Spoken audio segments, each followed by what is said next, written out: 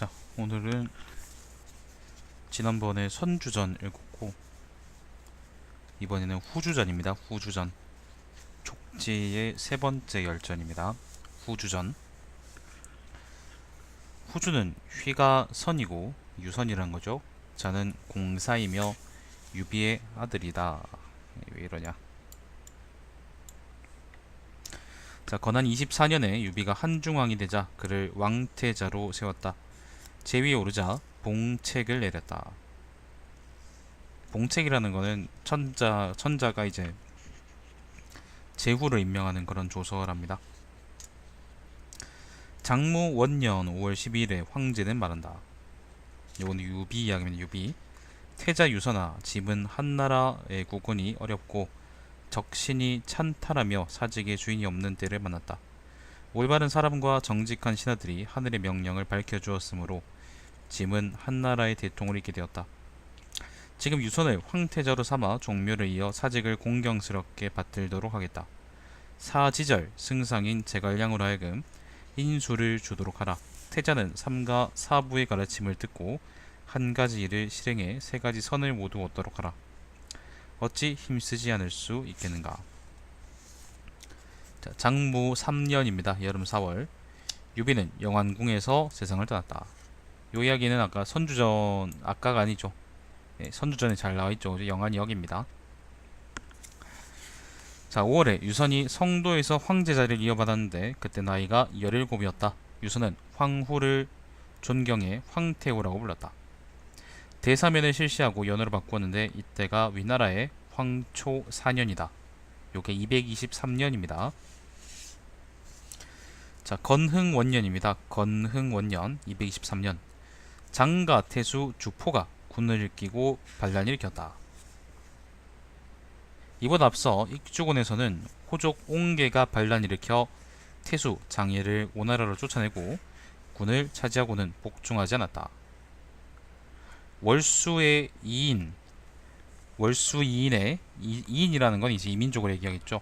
우두머리인 고정도 배반했다. 자, 요게 유비가 죽고 난 다음 해에 터진 사건인데 일단 장가태수 주포라 그랬고 월수는 여기고요. 지금 보면은 여기가 파쪽 지방이고요, 그죠? 여기가 파쪽 지방이고 요 남쪽 지역에 일이 터진 건데 요 지역이 월수고요. 여기가 이제 익주군입니다. 익주군. 익주군. 우리가 아는 그 익주하고 좀 다른 곳입니다. 그리고 장가라는 곳이 여기가 장가라는데 그러니까 아무튼 요 남쪽 지역에서 전반적으로 반란이 터졌다라고 얘기하는 것 같습니다.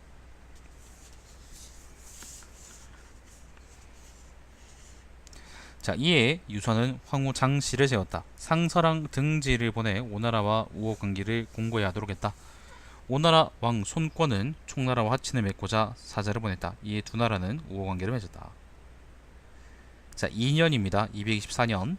봄에 농경에 힘쓰게 하고 황무지를 개간해 곡식을 심게 했으며 월수로 통하는 길에 관문을 닫아 백성을 쉬게 했다. 월수가 아까 여기라 그랬죠. 여기가 월수고 여기가 성도입니다. 3년입니다. 3년 봄 3월 승상 제갈량은 남쪽의 네 군을 정벌해 모두 평정했다. 여기서 네 군이라는 것은 익주군, 영창군, 장가군, 월수군 요 남쪽 지역 전부라고 생각하면 돼요. 그 익주는 여기고요. 그 다음에 장가는 여기, 그 다음에 월수는 여기, 그 다음에 영창은 여기. 예, 이렇게 남쪽 지역, 운남 지역 전부를 이제 제갈량이 평정했다. 그렇게 생각하면 되겠습니다. 자, 익주군을 건영군으로 바꾸고 요때 이제 요게 건영이 생겼구나. 예, 건영을 바꾸고 건영군과 영창군의 일부를 나누어 운남군을 만들었으며 또 건영군과 장가군의 일부를 나누어 흥고군을 만들었다. 12월에 제갈량은 성도로 돌아왔다. 운남은 요 지역이네. 운남은 요 지역이고 그 다음에 여기가 어디면 익주가 건영이 됐고 그리고 흥고가 여기고 그죠? 네, 아무튼 이런 식으로 그 남쪽 지역을 제갈량이 평정했습니다. 자, 4년입니다. 건흥 4년 봄. 사행씨 안녕하세요. 도호 이염이 영안에서 돌아와 강주에 주둔하고 큰 성을 쌓았다. 자, 이염이 강주에 주둔했답니다. 자, 5년입니다. 5년 봄 승상 제갈량은 병사를 내어 한중에 주둔하고 면수 북쪽에 양평군 성마현에 진영을 설치했다. 자, 제갈량이 한중으로 가서 어디라 그랬죠? 양평군 성마현이라고? 그게 어딘데? 뭐 이건 철이겠죠. 그죠? 이건 철이 어딘가에 아무튼 한중 어딘가에 진영을 설치했답니다. 자, 6년 봄입니다. 제갈량은 병사를 내어 기산을 쳤으나 이기지 못했다. 여기서 이제 제갈량의 북벌이 시작되는 건데, 요게 228년이고요. 여기서 기산이라는 게요. 기산이 두 개가 있거든. 보면은 여기 기산이 있고요. 여기 여기 이제 여기 장안 서쪽에 제 기산이 있고, 그 다음에 어디입니까? 천수. 예, 요 지역에 이제 기산이 있는데 여기서 기산이라는 거는 여기 천수 지역의 기산을 얘기합니다. 예, 한중에서 이제 천수를 친 겁니다. 자, 겨울에 제갈량은 다시 산관으로 출병해 진창을 포위했지만 식량이 떨어져 물러나고 말았다. 예, 여기 기산을 쳤다가 실패하고 돌아와서 겨울에는 이제 산관 요 지역을 쳐서 요 지역으로 들어가서 진창을 공격했는데 또 진창도 함락시키지 못했다고 합니다. 자, 위나라 장수 왕상이 군대를 이끌고 제갈량을 추격했으므로 제갈량은 왕상과 싸워 격파하고 그를 베고 한중으로 돌아왔다. 자, 7년 봄입니다. 7년 봄 제갈량은 진식을 보내 무도와 은평을 치겠는데 마침내 이겨 두 군을 평정했다. 한중은 여기고요. 무도하고 은평은 어디냐면 요 지역입니다. 요 지역. 여기가 무도고요. 여기가 은평입니다. 요 지역입니다. 서쪽 지역. 한중이 이제 장안으로 통하는 길목이라면은 무도하고 은평은 이제 농서지방으로 통하는 길목이라고 생각하면 되겠습니다.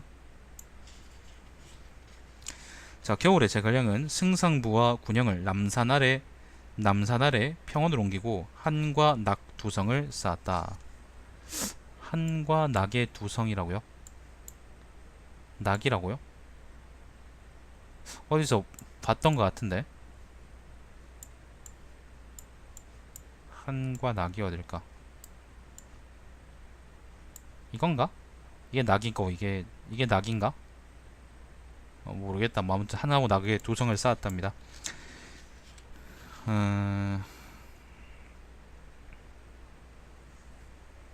이에 손권은 황지라 일컬으며 촉과 동맹을 맺어 천하를 함께 나누어 다스리기로 했다. 자, 8년 가을입니다. 8년 230년입니다. 자, 위나라는 사마이에게 서성을, 장압에게 자오를, 조진에게는 야곡을 지나게 해서 한중을 치려고 했다. 보자. 자오라는 거는요.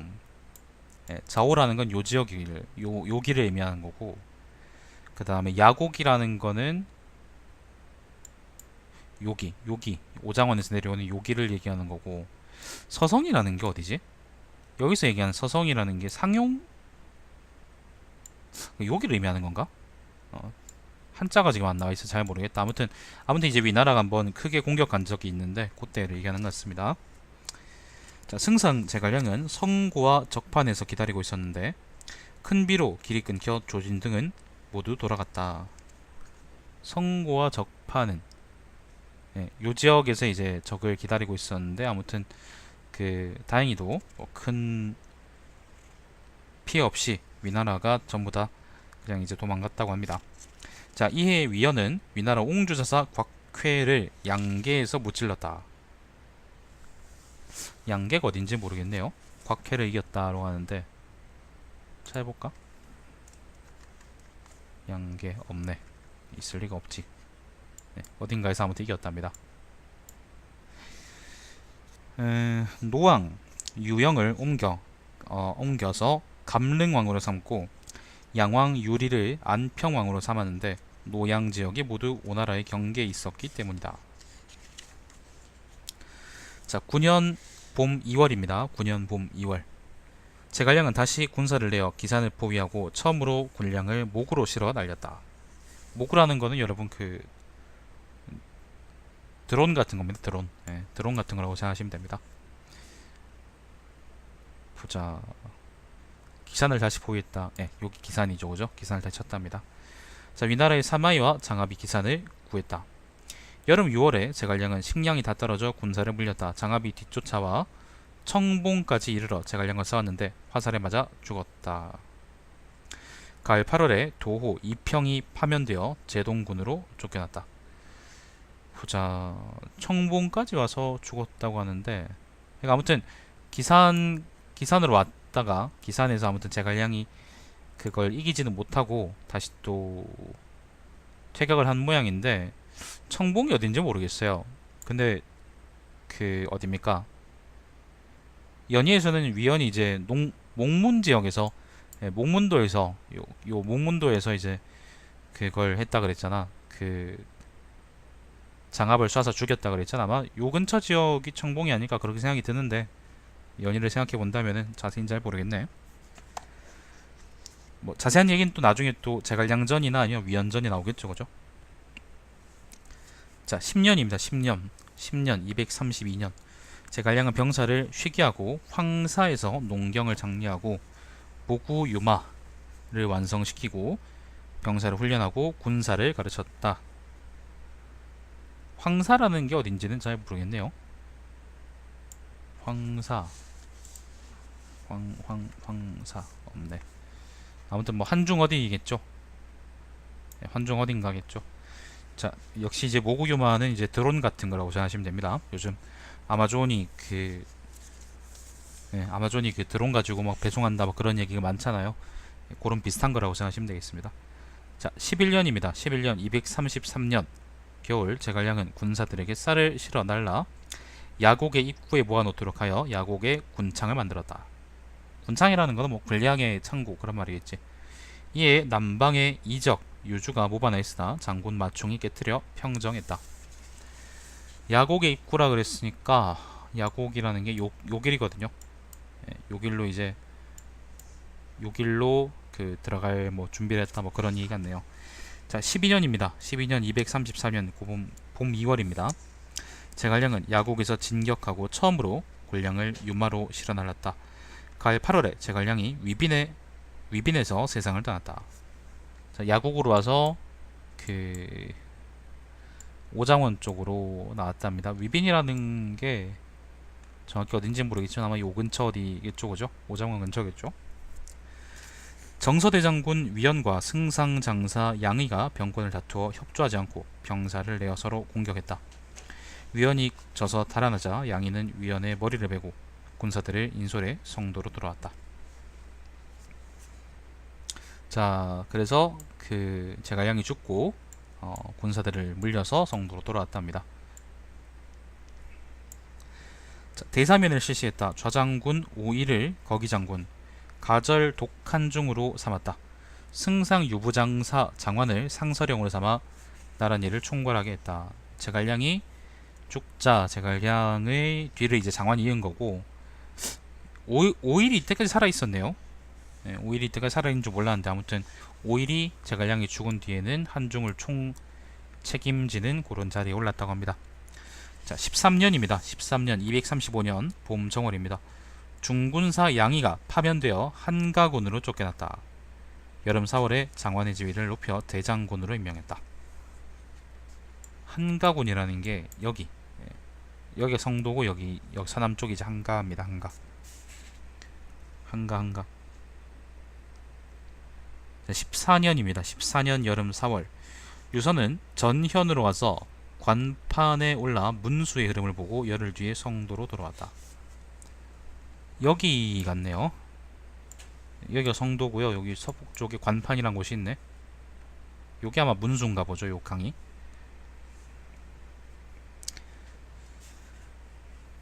자, 무도현의 저족왕 부건과 저족 백성 400여 호를 광도로 옮겨 살게 했다.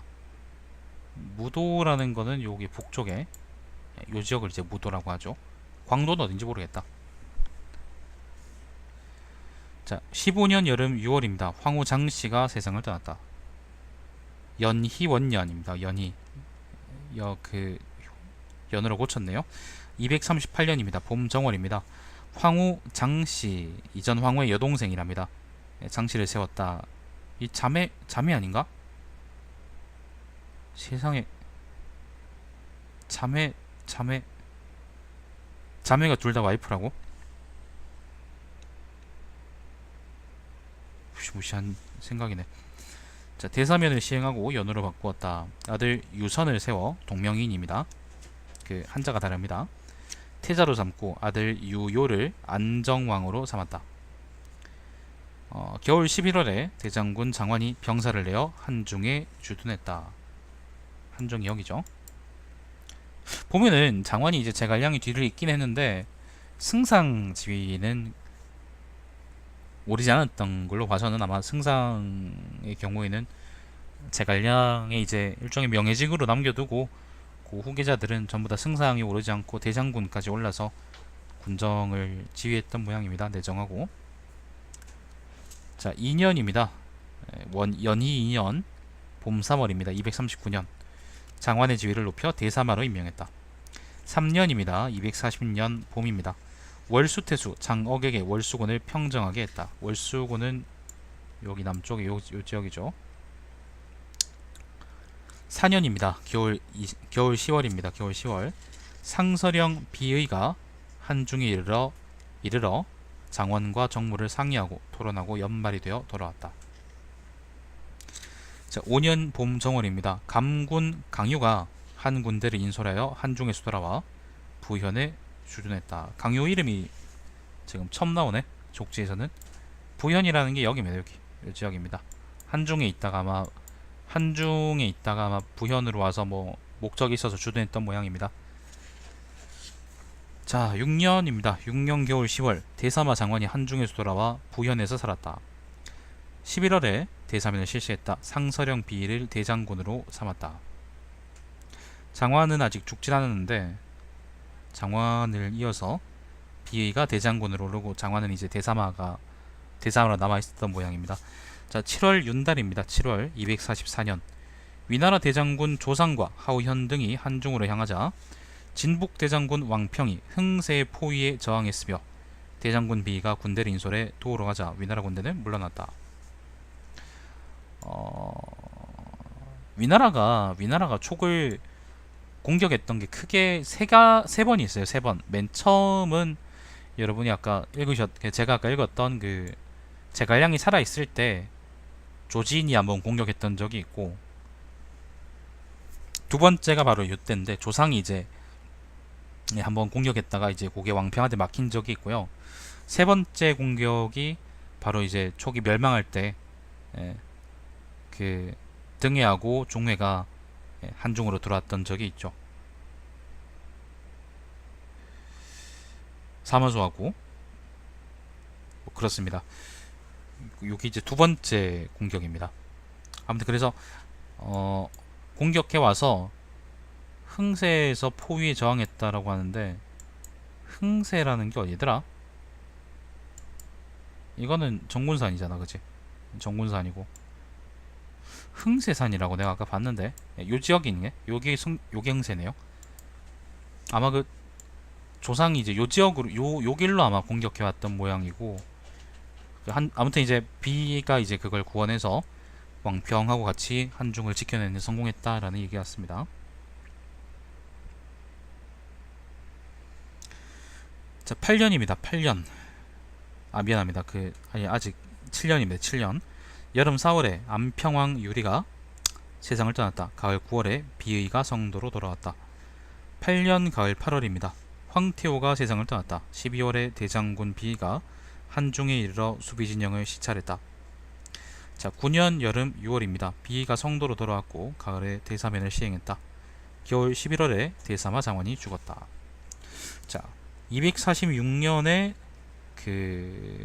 겨울 11월에 대사마 장관이 죽었습니다. 그 이후로는 이제 대장군 비의가 그 뒤를 이었겠죠, 그죠? 자, 10년입니다. 연희 10년 양주의 호왕 백호문과 치무대 등이 무리를 이끌고 투항했으므로 위장군 강유가 가서 맞아 위로하고 그들을 번현에 살게 했다. 자, 강요가 이제 감군에서 위장군까지 승진해 있네요. 양주라는 게요, 여기를 의미합니다. 여기 농서지방을 양주라고 부르죠, 그죠? 요 지역의 그 호왕이라 그랬으니까 아마 강족이거나 저족이겠죠, 그죠? 안녕하세요. 한국사요? 글쎄요. 삼국사기를 언젠가 읽지 않을까요? 읽지 않을까? 내가 근데 한국사는 내가 정작 잘 몰라가지고 잘 할 수 있을지 모르겠네요. 자, 아무튼 그 강족이거나 뭐 그랬겠죠, 그죠? 그 왕들이 와서 항복해가지고 자기 부락을 이끌고 항족해가지고 강요가 데리고 와서 이제 살게 했다라는 겁니다. 자, 이해에 문산군 평강의 이적이 모반했으므로 강요가 와서 톱을 하고 깨뜨려 평정하였다. 이적이라는 거는 뭐 당연히 그 이민족을 의미하는 거고, 문산이 어딜까? 파주 문산일 때 문산일까? 평강, 아 여기 있네. 문산군 평강이라 그랬지. 여기가 평강이구나. 여기가 문산이고, 그러니까 성도 서북 쪽에 아마 저족들이 아마 반란을 일으켰던 모양인데 뭐 그렇답니다. 자, 11년입니다. 연이 11년 봄의 5월입니다. 대장군 비의가 병사를 내어 한중에 주둔했다. 자, 비의가 한중에 주둔했답니다. 가을에 부릉군 속국의 백성과 이적이 모반하자 거기 장군 등지가 가서 모두 깨뜨려 평정했다. 지금 보면은 특이한 게, 우리가 제갈량의 후계자는 강요다라고 보통 연의를 읽으면 나오는데, 알고 있는데, 사실은 이제 강요 이름은 좀 산발적으로 등장하긴 하는데, 지금 보시면은 제갈량의 이제 직접적인 후계자들은 장원하고 비위로 이제 죽이어진다는 걸 아시겠죠, 그죠? 강요가 직접적으로 그렇게 제갈량의 권위를 이어받거나 그러진 않았던 모양입니다. 실력으로서 계속 승진하는 게 보이긴 하는데, 아직까지 확실하게 막 그 압도적인 뭐 그런 존재감을 드러내거나 그러진 않는 것 같습니다. 부릉군의 속국이라 그랬는데 부릉군이 어딜까?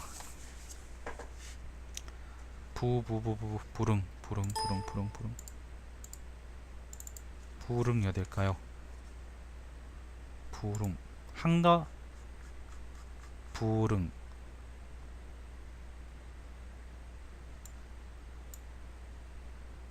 뭐야 이게, 한가가 두 개네? 뭐지? 한가가 두 개였네? 설마 앞에 나왔던 한가가 이 한가는 아니었겠죠? 설마. 감안해서 들으십시오, 여러분. 아무튼 부릉이라는 게 여기랍니다. 여기 반란이 일어나서 등지가 가서 깨뜨렸다라고 합니다. 요 지도가 딱 하나 안 좋은 게 한자가 안 나와 있어가지고 구별할 수가 없어. 자, 아무튼 그랬답니다. 앞에 한가군 여러 번 나왔는데 내가 틀린 거 아닐까? 자, 12년입니다. 봄 정월입니다. 위나라 대장 조상 등을 처형했고 우장군 하우패가 와서 투항했다. 조상이 처형당한 거는 고평릉 사변이라 그래서 우리가 위지에서 많이 읽었던 그 이야기죠, 그죠? 사마이가 쿠데타를 일으켰습니다. 그래서 하우패가 와서 투항해 왔습니다. 자, 여름 4월에 대사면을 시행했다. 가을에 위장군 강요가 출격해 옹주를 쳤으나 이기지 못하고 돌아왔다. 장군 구안과 이소가 위나라에 투항했다. 요 이야기는 위지에서 내가 본 것 같은데, 이게 옹주를 쳤다고 하는데 어디 국성 요 지역일 거예요. 보통 옹주라 그러면 요 지역을 의미하는 건데, 내 기억에 위지에 요 얘기가 나왔었었는데, 여기 지금 보면 국성이라고 있잖아요. 요 지역을 아마 강요가 쳤다가 이거를 이기지 못하고 그 퇴각을 했는데, 구한 같은 사람들이 이제 요 지역에 주둔해 있다가 위나라에 그냥 항복해버린 사건으로 제가 알고 있어요. 기억이 나네요. 한번 읽었던 기억이 나네요. 자, 13년입니다. 강유는 250년입니다. 강유는 다시 서평으로 출격했지만 이기지 못하고 돌아왔다. 서평은 여기가 이제 농서군이고요. 여기가 이제 천수군이고, 서평이라는 게 요 지역입니다. 엄청 멀리 갔다 왔네. 여기가 서평입니다. 자, 14년입니다. 14년 여름 대장군 B가 성도로 돌아왔다. 겨울에 다시 북상해 한수에 주둔했다. 자, 15년입니다. 15년. 잠깐만요. 15년입니다.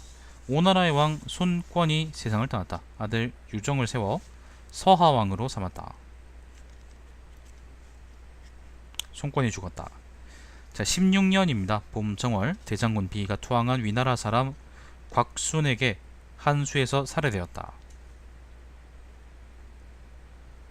하우페는 투항해 와서 장군으로서 잘 이제 활약을 했는데, 사실은 이때는 투항한다는 게 진짜로 투항하는 건지, 게임이 아니잖아, 그죠? 진짜로 투항하는 건지 아니면은 이게 프락치인 건지 알 수가 없어서 아마 그랬던 모양인데, 그래서 B는 결국 한수의 주둔에 있다가, 한수가 어디지? 뭐 요 지역 어디겠죠?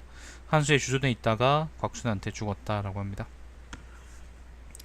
자, 여름 4월에 위장군 강유가 또 병력을 거느리고 남한을 포위했지만 이기지 못하고 달아왔다. 남한은 어디더라? 남한군, 농서군, 금성, 서평. 남한이 어디더라?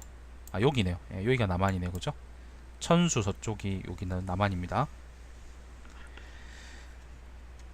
자, 17년입니다. 17년 봄 정월입니다. 강유가 성도로 돌아왔고 대사면을 시행했다. 여름 6월에 강유가 또 병력을 이끌고 농산으로 출격했다.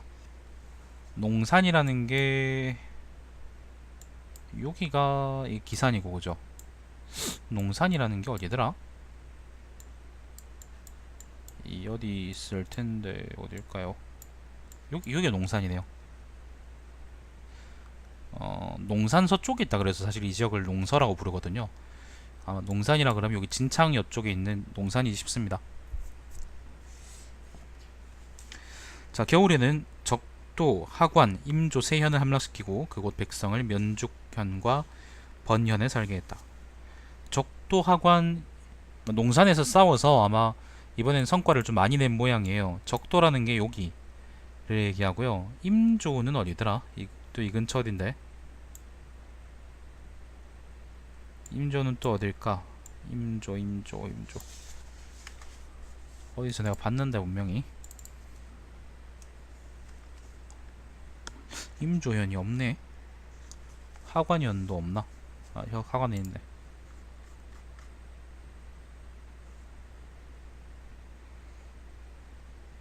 하관이 여기네요.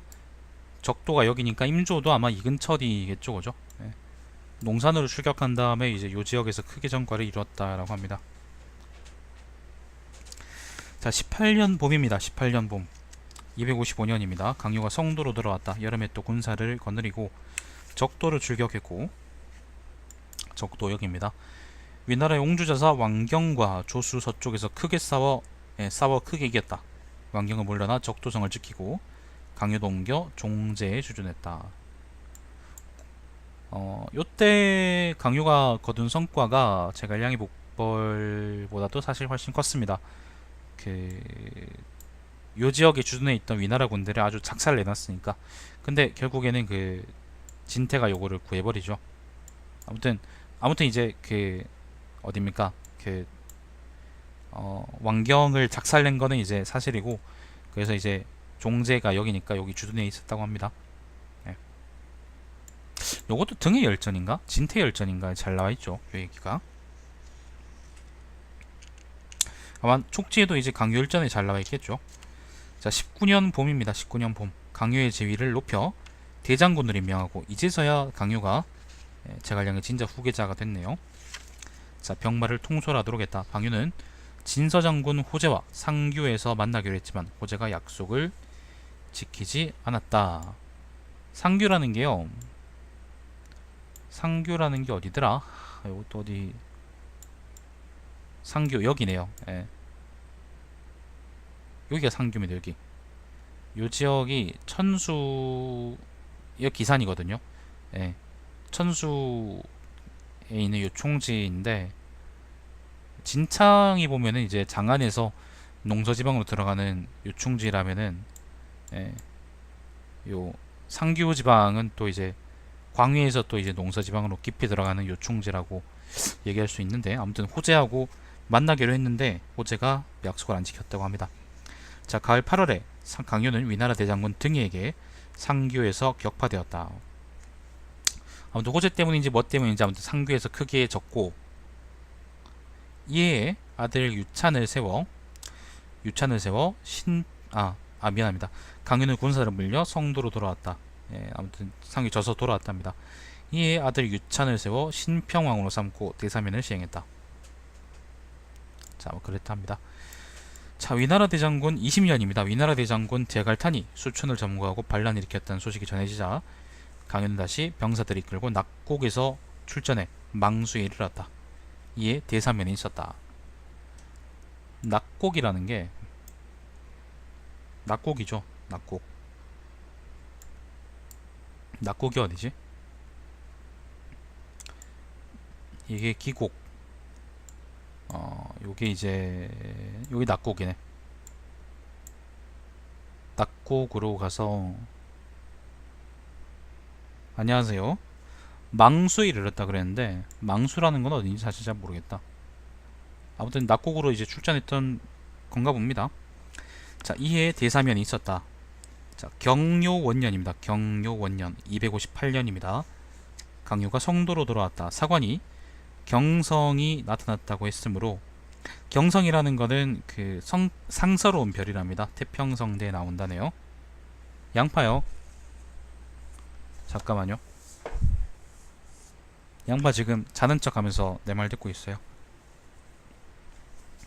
양파요. 그러니까 귀가 쫑긋하네.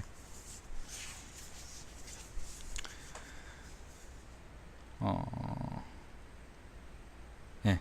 경성이 나타났다고 했으므로 대사면을 시행하고 연호를 바꾸었다. 양파 목소리 들려들어요? 자, 황후가 처음으로 정권을 잡았다. 여기 258년입니다. 258년. 오나라 대장군 손침이 그의 군주 솔량을 패하고 낭야왕 손휴를 세웠다. 자, 2년입니다. 경요 2년 여름 6월입니다. 아들 유심을 북지왕으로 삼고 유순을 신흥왕으로 삼았으며 유건을 상당왕으로 삼았다. 3년입니다. 3년 가을 9월입니다. 이미 고인이 된 장군 관우장비 마초방통 황충의 시효를 추징했다. 4년입니다. 봄 3월 이미 고인이 된 장군 조온의 시효를 추징했다. 겨울 10월에 대사면을 시행했다. 강요가 깽판을 쳤다라고 한 기록이 더 이상 없는 걸로 봐서는 황후가 그 집권하는 이후로는 강요가 제대로 북벌을 하지 못했던 모양입니다. 네, 후주면은 유선입니다. 유선. 좀 이따 한번 들려드릴게요. 자, 4년입니다. 4년 봄 3월입니다. 이미 고인이 된 요거 했고, 예, 읽었고요. 겨울 10월에 대사면을 시행했다. 자, 5년입니다. 경요 5년 봄 정월입니다. 서하왕 유종이 죽었다. 이에 강요가 또 병사들을 이끌고 후화로 출격했다가 등에게 격파되어 돌아와 답중에 머물렀다. 요게 262년인데 우리가 알고 있듯이 그 총나라의 멸망이 263년이거든요. 안녕하세요. 결국에는 요게 멸망 바로 직전에 한번 싸운 게 되겠네. 답중이라는 게 여기입니다. 답중이 여기고 후화라는 게 여기거든요. 그러니까 강유가 이제 요 지역의 주둔에 있다가 아마도 여기 요 근처에 있다가 그 후화를 공격했다가 적도 아래거든요. 적도가 요 위쪽이고 후화를 공격했다가 등해한테 치고 다시 또 답중으로 돌아왔다라고 얘기하는 것 같습니다. 자, 6년입니다. 6년 263년입니다. 여름 위나라가 대대적으로 병력을 모아 정서장군 등의 진서장군 종회 옹주자사 제갈서에게 여러 갈래의 길로 동시에 촉을 공격하도록 명령했다. 요 이야기는 사실 위지에 훨씬 잘 나와 있죠, 그죠? 이 때문에 촉은 좌우 거기장군 장익과 요화, 보국대장군 동궐을 등을 보내 이를 막도록 했다. 대사면을 시행하고 연호를 받고 염흥이라고 했다. 겨울에 등해가 위나라 장군 제갈첨을 면죽에서 깨뜨렸다. 강유 등해가 지금 가는 게 좀 등해하고 이제 뭐 강유하고 제갈서하고 그다음 종회하고 이렇게 엎치락 뒤치락 싸우는 장면들이 후주전에서는 그냥 다 생략됐네요. 답중이 아까 있었다 그랬죠, 그죠? 그래서 제갈서를 보내가지고 그 강요가 답중에서 그 파촉 지방으로 들어갈 수 있는 길을 끊으려고 그랬는데 강요가 그걸 뚫고 내려가서 이제 검각을 지켰고, 등에는 은평에서 여기 은평까지 와서 은평에서 요걸 넘어가지고 이제 그 강요까지 가서 강요관, 여기 지명 강요입니다. 요까지 와서 이제 그 요걸 깨뜨리고 면주까지 가서 여기서 이제 제갈첨임인가요? 제갈첨을 깨뜨렸다라는 겁니다. 그 요 자세한 기록들은 사실은 그 잠깐만요. 자세한 기록들은 거기 나와 있는데,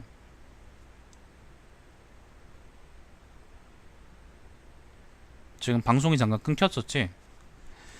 자세한 기록들은 위지에 이제 여기저기 나와 있는데, 그거는 여러분이 아마 제 방송 번외편이라고 검색해 보시면은 아마 나와 있는 곳들이 있을 겁니다. 뭐 등의 시점에서 본 총멸망, 종의 시점에서 총멸망 그거 보시면은 자세하게 나와 있습니다. 자, 아무튼 그 등해가 요까지 와서 제갈첨을 깨뜨렸는데, 사실 요때는 아직 강유가 검각에서 종회하고 싸우고 있을 때였어요.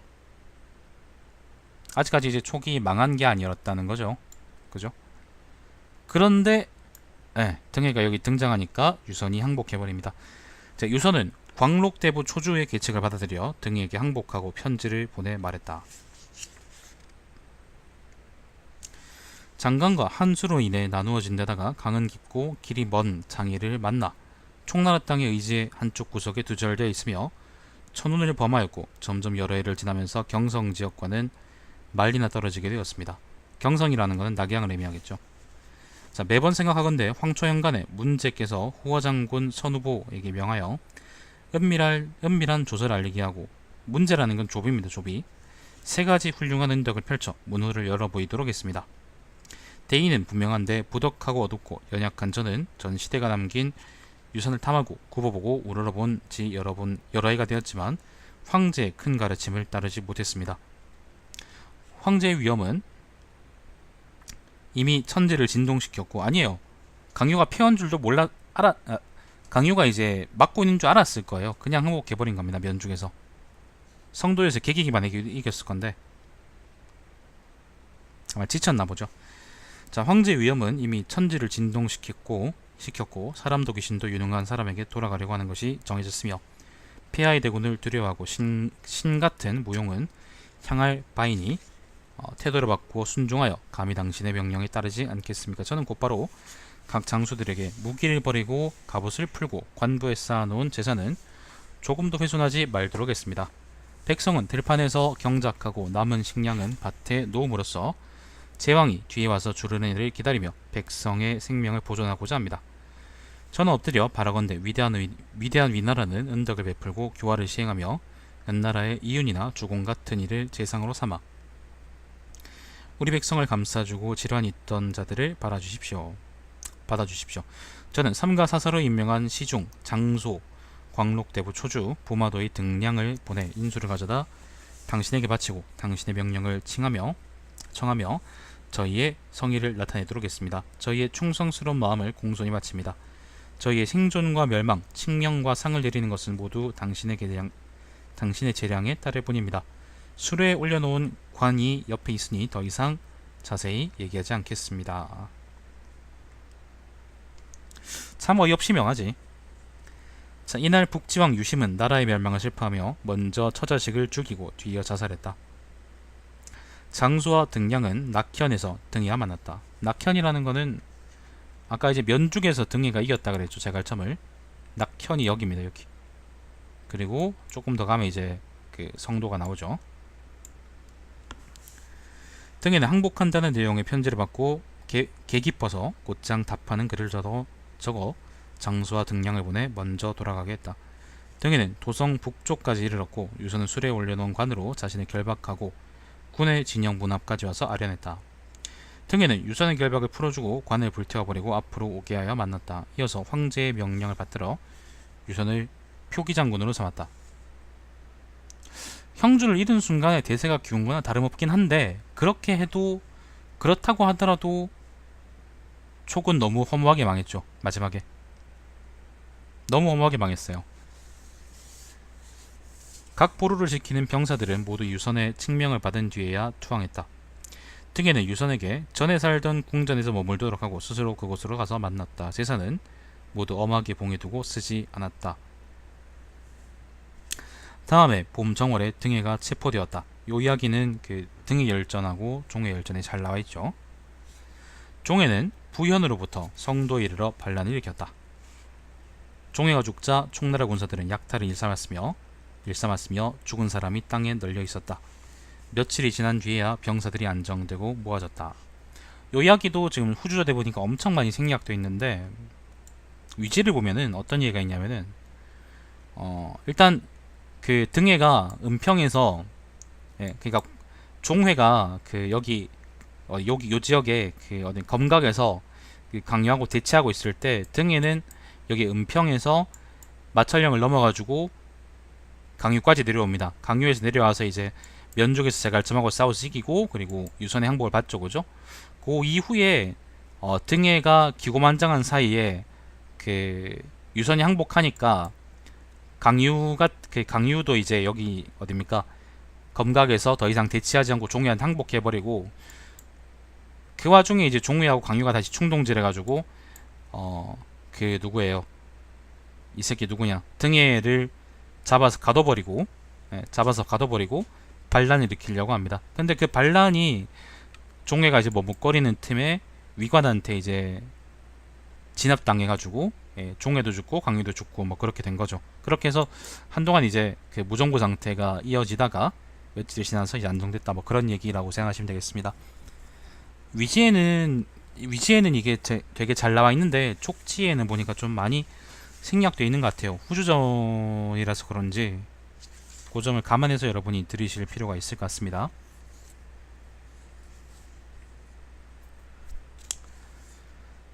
자, 아무튼 그랬습니다. 허무하게 망했습니다. 자, 유선은 온 가족을 이끌고 동쪽으로 옮겼다. 그들이 낙양이 되자 위제라는 게 위나라 황제인데 그 당시 위나라 황제가 누구냐? 조몬가? 자, 그 낙양까지 왔답니다.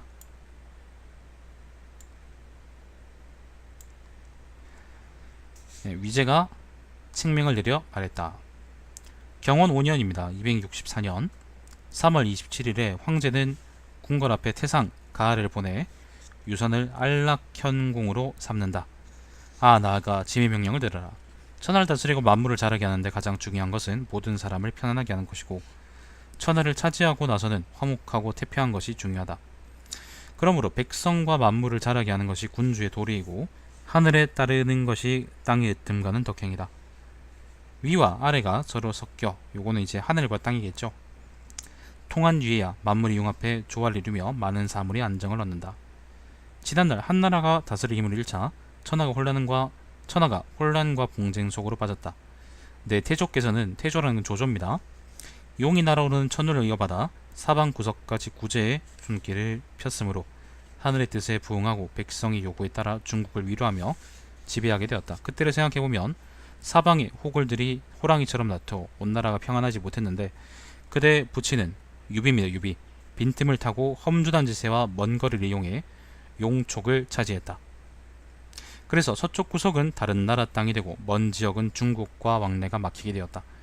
이 뒤로부터 전쟁이 끊이지 않았으며 천하 백성은 자신들의 생명을 안전하게 보존하지 못한 채 거의 60년이나 되었다. 짐은 줄곧 선조의 유지를 생각해 사해안을 안정시켜 천하를 통일하려고 생각해왔다. 그렇기 때문에 나라의 군대를 정돈하여 양주와 익주에서 위험을 나타낸 것이다. 그대는 덕이 있는 태도를 존중하고 정의의 대원칙을 깊이 파악하며 자신을 굽혀 귀순하기를 꺼리지 않고 백성을 사랑하고 나라를 보존하는 것을 귀하게 여기고 마음을 낮추고 생각을 돌려 시기에 순응하고 변하고 신의를 이행하고 순리를 따르려 생각하고 있다. 이로써 그대의 백성은 무궁한 행복을 누리게 되었으니 어찌 원대한 것이 아니겠는가. 짐은 그대에게 오랫도록 높은 복禄을 주는 것이 좋다고 생각했다.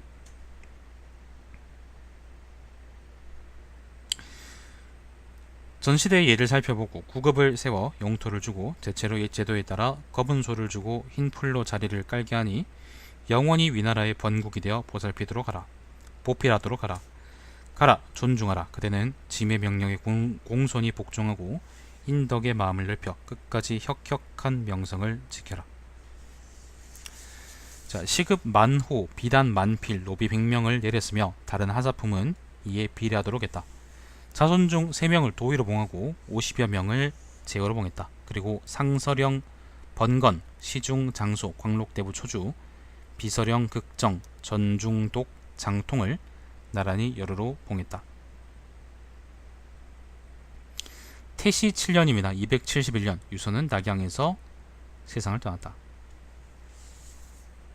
자, 평화에 말한다. 유선은 현명한 승상에게 정치를 맡겼을 때는 도리를 따르는 군주였지만 환관에게 미혹되었을 때는 어리석은 군주였다. 경전에서 말하기를 흰색 실은 일정한 색깔이 있고 없고 물들여질 뿐이다 라고 했는데 정말 그렇구나. 그러니까 요거는 요게 참 의미심장한 말인데요. 아마 이게 뭐 어딥니까? 시경이나 그런 데 나오겠죠. 그죠? 흰색 실은 일정한 색깔이 없고 물들여질 뿐이라는 말은 유선이 특별하게 이제 정치 철학이 없이 사람한테 맡겨두고 그걸로 이제 만족하는 그런 군주다라고 얘기하는 겁니다. 제갈량에게 맡겨두면 나라가 잘 돌아가고 황후 같은 사람에게 맡겨두면 나라가 망할 거다라는 그런 얘기죠. 자기는 개입하지 않는다는 겁니다.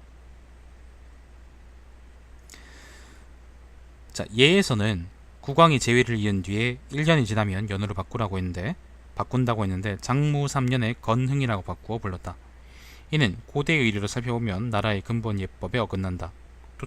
또 총나라는 사관을 두지 않아 기록하는 관원이 없었으므로 시행한 정사가 많아 유실되었으며 재앙이나 이변도 기록되지 않았다. 제갈량은 비록 정치에는 통달하였어도 이러한 일에는 주도 면밀하지 못했다. 그렇지만 제갈량이 살아있는 동안에는 20년이 지나도록 연호를 바꾸지 않았고 군대도 여러 차례 출병했지만 쉽게 사면을 내리지 않은 것은 또한 탁월하지 않은가. 제갈량이 죽은 뒤로부터 이런 제도는 점점 무너져 우열이 두드러지게 되었다 라고 진수가 얘기했습니다. 저도 이제 좀 덧붙이자면은 지금 보면은 사평에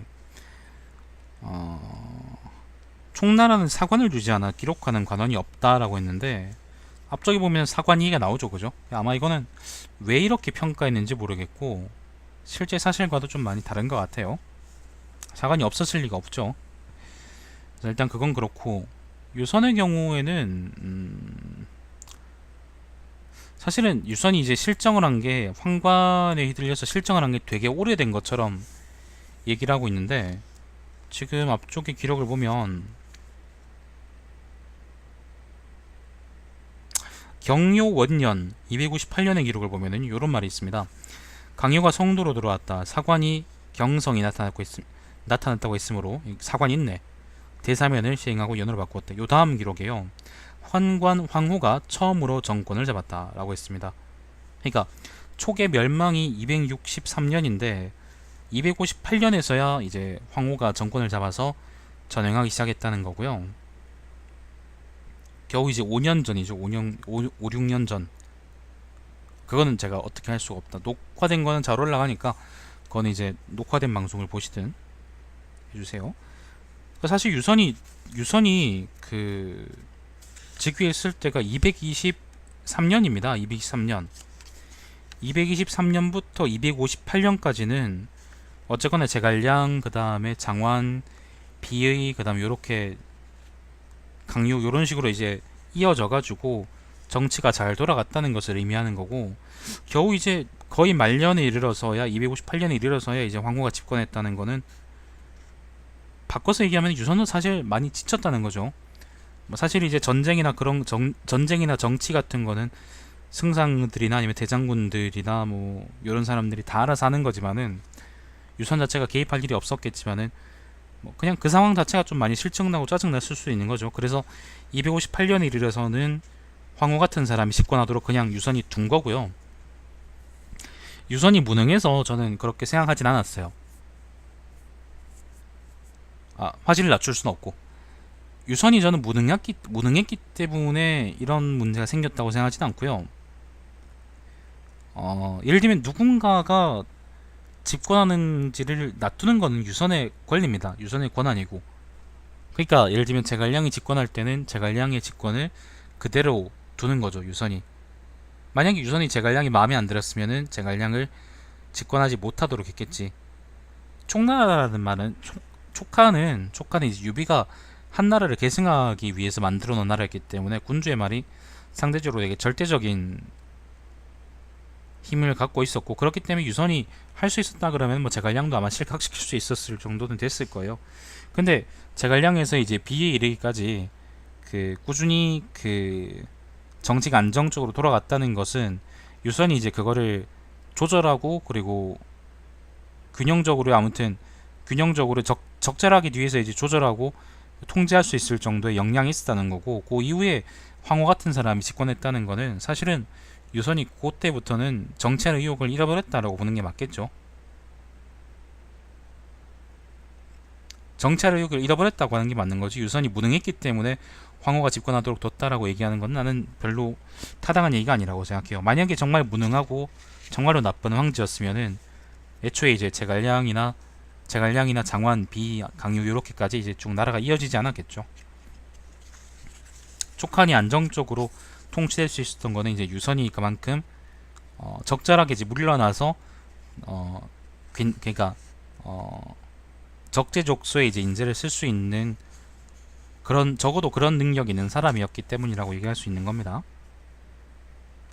그렇기 때문에 저는 이제 그 진수가 일방적으로 유선이 되게 무능하다고 평가했는데, 저는 거기는 별로 동의하지 않고, 다만 이제 마지막에, 그리고 이게 또 설득력이 있는 게, 제 말에 설득력이 있는 게, 마지막에 등해가 은평에서 강유를 깨고 부현으로 내려왔을 때, 물론 면죽에서 제갈점이 이제 지기는 했는데, 그렇다고 하더라도 성도라는 성이 이제 파촉 지역에서 가장 큰 성이고 가장 큰 이제 지역이고 가장 큰 도시고, 그렇기 때문에 사람도 충분하고 물자도 충분하고 그리고 병력도 충분했을 거란 말이에요. 강유가 물론 검각에서 이제 그 누굽니까, 종애를 막는다고 정신이 없었긴 하겠지만은 강주에도 병력이 있을 거고 강양에도 병력이 있을 거고, 그 남쪽 지역에도, 남중 지역에도 아마 병력이 있었을 거고, 뭐 멀리 간다 그러면 이제 영안 지역에도 병력이 있었겠죠, 그죠? 이런 병력들을 대기하지 않고 기다리지 않고 성도에서 농성하지 않고 그냥 그러니까 면주까지 와서 제갈첨을 이긴 등이한테 항복해 버렸다는 거는 더 이상 이제 유선한테 싸울 의지가 없었기 때문이라고 밖에 해석이 안 되는 거죠. 충분히 이길 수 있었을 텐데. 그 정도 판단할 수 있잖아요.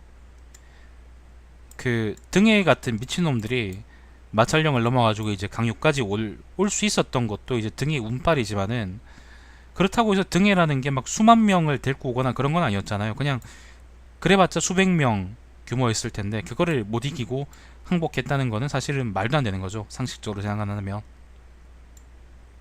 나는 그렇게 생각하지 않아. 나는 이제 평범한 사람이라고 생각하지 않고 오히려 이제 그러니까 평균 이상의 재능을 갖고 있는 사람인데 그냥 지쳤던 것 같아. 마지막에 사람 열심히 하다가 잘 안 되면 좀 다 때려치고 쉬고 싶을 때가 있잖아.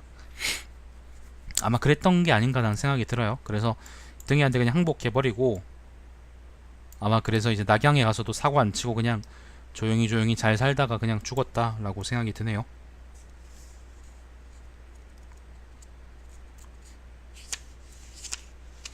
자, 그랬으면 요까지가 이제 후주전이고, 아마도 그런 걸 감안한다면 유선이 220 몇 년에 이제 즉위해가지고 263년 이르기까지 그 계속 황제로 있었잖아, 그죠? 잘 있었잖아.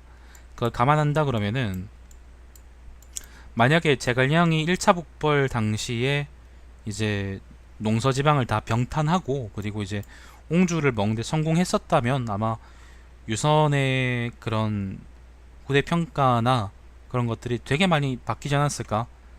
그냥 무능한 사람이라기보다는 아마 이제 유능하고 적절하게 신하를 잘 쓸 수 있는 그런 사람으로 평가가 많이 바뀌지 않았을까, 난 그런 생각이 듭니다. 뭔가 일이 잘 돼야지 우리가 하고 싶은 거잖아요. 여러분 수학 좆도 못하잖아요, 그죠? 근데 그 좆도 못하는데도 이제 문제 맞고 막 한 페이지에 막 8개의 문제 있는데 8개 다 맞고 아니면 7개 맞고 그러면은 기분 좋아서 계속 풀고 싶잖아. 그런 거하고 비슷한 거라고 난 생각을 해요. 아무튼 그렇습니다. 그렇게 해서 후조전도 이렇게 끝이고,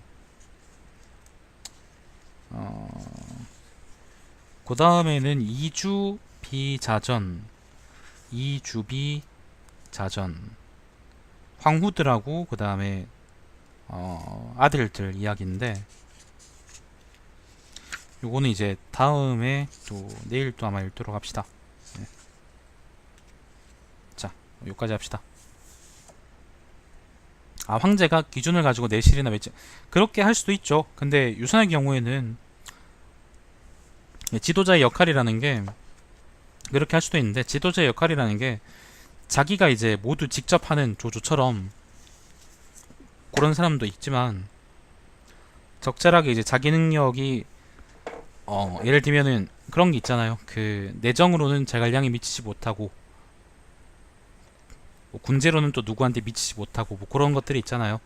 그럴 때는 이제 적절한 사람들한테 그걸 잘 맡기는 것도 지도자에게 되게 중요한 능력이죠. 나는 유선이 그게 되게 탁월했다고 난 생각이 드네요. 만약에 그게 탁월하지 않았으면은 유선은 아마 총나라를 촉간을 유지하는 데 실패했을 거고, 그러면은 촉간이 훨씬 빨리 망했을 거라고 난 생각이 들어요. 아무튼 그렇습니다. 자, 여기까지 합시다. 금방 읽을 줄 알았는데 50분이나 걸렸네. 자, 시청해주신 여러분 감사드리고, 그렇진 않아요. 저는 그렇진 않은데, 북보를 못하게 했으면, 한번 생각해봐요. 그 촉한이 갖고 있는 영토가 요 지역이고, 사실상 직할 지역은 요 지역이고, 그죠? 요 남쪽 지역은 아마 그 중원이나 요런 데처럼 이제 직할이 안 되는 그런 지역이었을 테니까 요 지역이었을 텐데, 꼴랑 요 지역 갖고 있는 거하고 윗나라는 이제 북중국 전체를 거의 갖고 있는 셈인데, 점점 그 국력이라는 게 벌어질 수밖에 없지.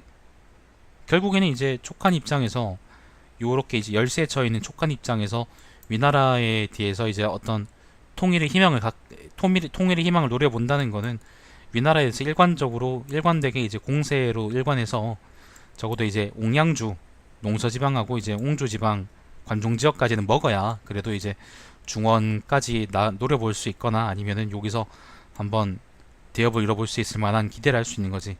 그 이상으로 나가면 안 되는 거죠. 그러니까 계속 여기서 버틴다고 뭐가 되는 건 아닌 거지. 아무튼 여러 가지 관점이 있을 수 있으니까 그거는 나중에 의견을 남겨봅시다. 아유, 그만하세요 여러분. 그만하세요. 발 씻고 잠이나 쳐자세요 여러분. 새벽 2시에 이게 무슨 짓이에요. 서포트 잘했어. 방해 안 했잖아. 그럼 서포트 한 거지 뭐야. 자, 여기까지 합시다. 여기까지. 자, 시청해주신 여러분 감사드리고, 제 방송 유튜브에 달마시안TV에서 다시 볼 수 있습니다. 여기까지가 호주전이었고, 그 다음은 2주 비자전입니다. 그 다음이 바로 제갈량전입니다. 자, 다음 시간에 뵙겠습니다. 방송 종료하겠습니다.